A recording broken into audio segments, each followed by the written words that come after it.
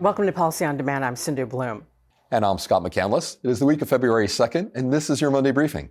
A note before we start that we're filming at 10:15 a.m. on Monday, February 2nd, and things may have changed by the time you watch this. With that, thank you, Rohit, Kumar, and Beth for joining us today to talk about all things Washington. Of course. Thanks.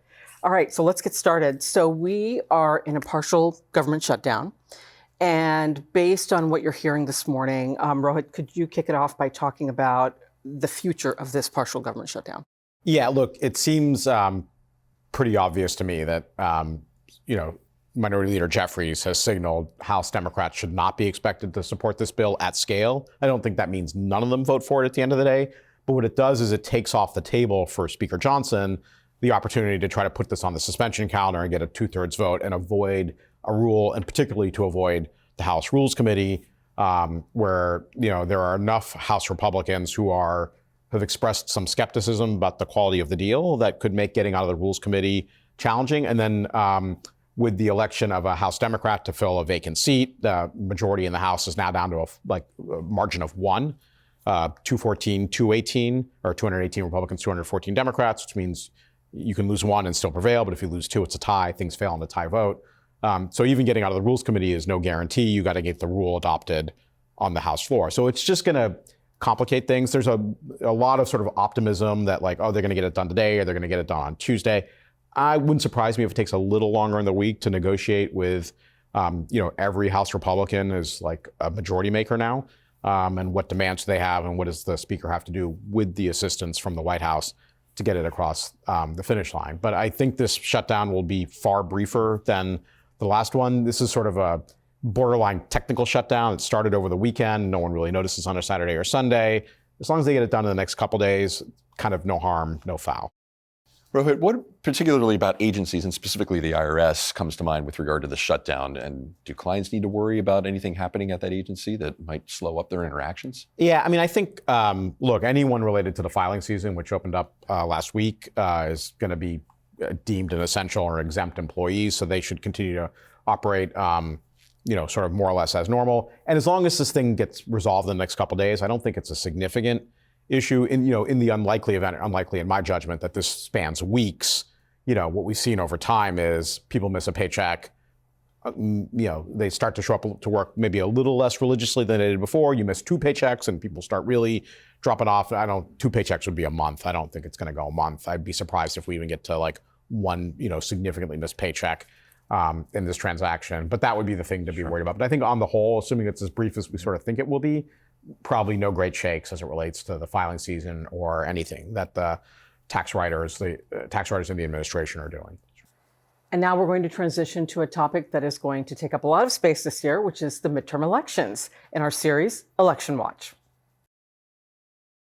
Sure, Beth, to get you into the conversation a little bit, we do have a midterm election coming up. And in years when there's an election, congressional activity tends to be chilled, at least on the surface.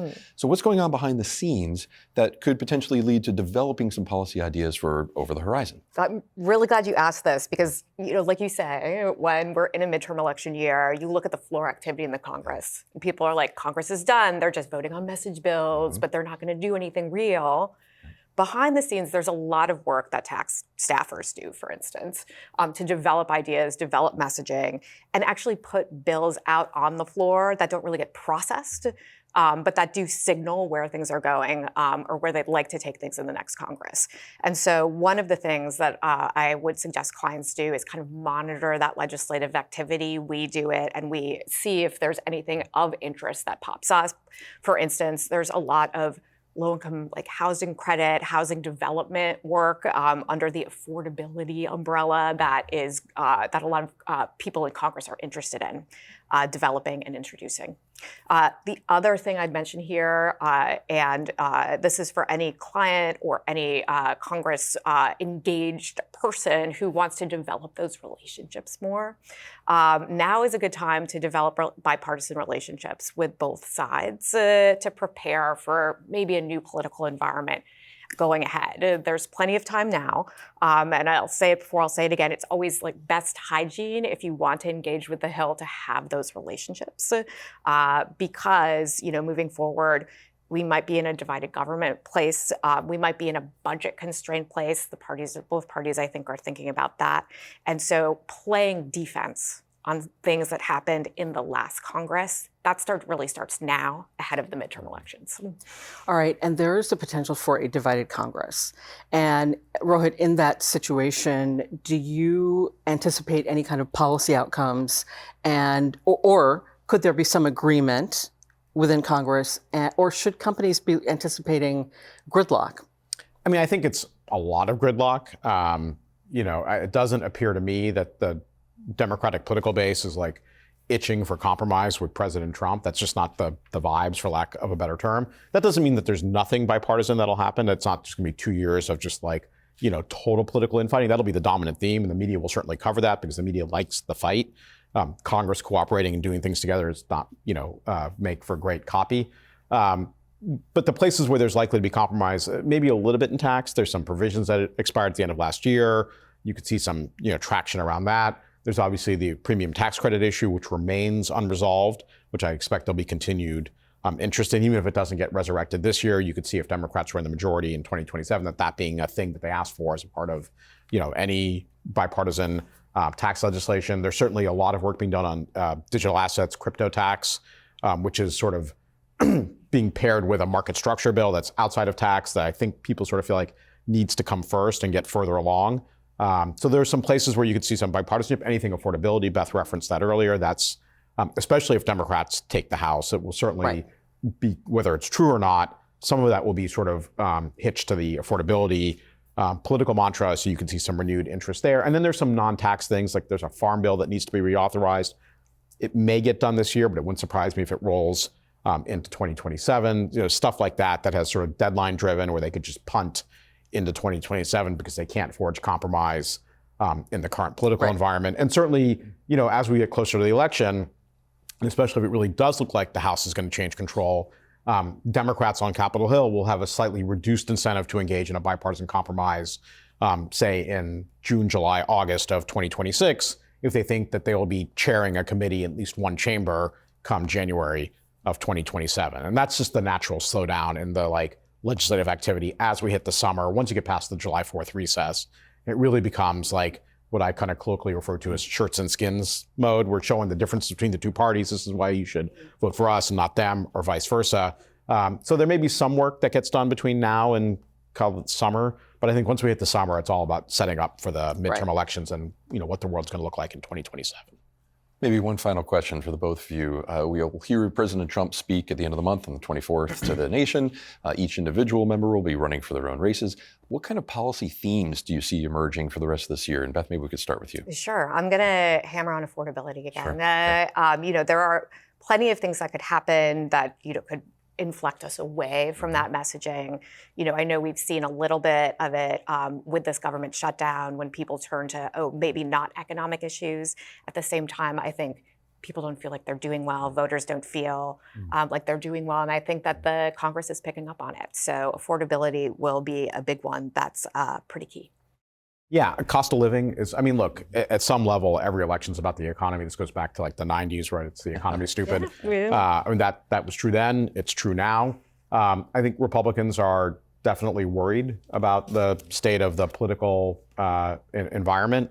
There was a special election in a Texas state Senate race that was won by a Democrat in a district that Trump carried by 17 points. So the political mood has definitely degraded for Republicans kind of writ large. That was a 31-point swing. I don't know that that's happening in every district across the country. If it were, you'd be looking at a wave to end all waves kind of election. But, they've got some time between now and November to kind of right the state of political ship.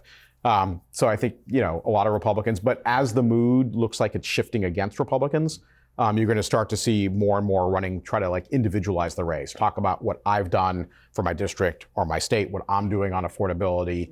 You're already starting to see a little bit of sometimes distancing between, individual members of the House and Senate and the administration. Some of that's in the retiring members who have less to lose or less exposed. But once we get through the primaries and the threat of a primary challenger being endorsed by the president, starts to wane, I think you'll start to see more and more Republicans who are on the ballot in 2026, all of them in the House, certainly and a bunch in the Senate, start to try to create a little bit of political space from some of the more polarizing policies that the administration is pursuing. I have a quick follow-up. I know it's very early on, but are either of you hearing from companies any questions about the midterms or that they're happening? Yes, I know we're early on. Very early. Even though it feels like this January has lasted for 10 years. But in terms of the questions, I think state of play questions come to mind, but also the question I get the most is what do you think will happen if the House flips? Not just on kind of the legislative movement front, which I completely agree with Rohit in terms of the meta politics around compromising and sending a bill to President Trump's desk. One of the major points that people hit on is, are we going to see a swing just back to the tax policies that were endorsed by the Biden administration or that the Congress was taking up during Build Back Better in 2021, 2022? I honestly think that's unlikely. It might seem intuitive that it would swing right back, but we're in such a different place right now with OB3 getting some time to settle in, with maybe a completely new administration coming in 2029. Democrats will be preparing for that too, one way or the other. So I think while there are some things that would remain the same, it really pays to do that monitoring to build those relationships, because I think it's going to be a totally different ballgame going forward. Yeah, I mean, look, I think if Democrats take the House in the midterm elections, then the next 2 years, you would see a lot of idea development, policy development in anticipation of potentially a Democrat getting elected in the 2028 presidential election. So that would be, the House would be kind of the ideas factory for Democrats. And then Republicans are probably doing the same in the Senate. Here are some ideas. Here are some things we can be thinking about, should a Republican get elected in 2028, whether it's, whoever the nominee is, that's obviously yet to be litigated. So it'll be a lot of ideas, but that's a good time to get engaged, because those ideas, you might say, look, divided government, none of this stuff is actually going to get to the president's desk. I can safely ignore it. That's a mistake, because whoever's running the place come 2029, if they spent 2 years developing ideas and you haven't engaged, they rationally assume you must not have had any great concern about the things we were working on because you didn't say anything, and then we're off to the races. So the time to engage, really the next 2 years, the sort of the 27, 28 calendar years, might be a good idea to kind of get in on the ground floor of some of these ideas that are being developed. I cannot tell you how many times, at least in my run in Congress, in the Senate and the House, I've had to say, I wish you'd come in sooner. Good advice. Good advice. This is the time. Yeah. Excellent. Okay. Well, thank you both very much for your insights. Always appreciate you being here. Thanks. Thank you. And for our viewers, stay tuned for much more from Washington as developments continue to unfold. And don't miss Week in Review coming up this Friday. And thank you, as always, for spending this time with us. Take care and have a great week.